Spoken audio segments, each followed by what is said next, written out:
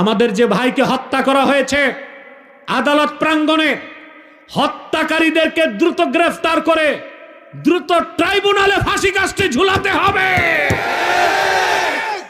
আর এখন সবাইকে দেশের স্বাধীনতা রক্ষায় ঐক্যবদ্ধ থাকতে হবে, কারণ উগ্রবাদী হিন্দুদের সংগঠন ইসকন মাঠে নেমেছে বাংলাদেশকে একটা দাঙ্গা হাঙ্গামা সৃষ্টি করে বাংলাদেশের স্বাধীনতাকে নষ্ট করতে।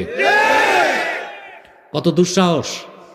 আমাদের একজন মুসলিম অ্যাডভোকেটকে প্রকাশ্য আদালতে জবাই করছে।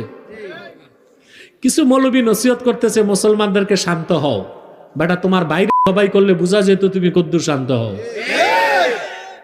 মৌলবী সাহেব, নসিহত করতে বুঝে শুনে করবা। আমাদের ভদ্রতা, আমাদের শিথিলতাকে অমুসলিমরা যদি দুর্বলতা মনে করে, ওদের আশকারা আরো বেড়ে যাবে। তবে হ্যাঁ, কোন হিন্দুর অপরাধে অন্য হিন্দুকে শাস্তি দেওয়ার নাজায়েজ কাজ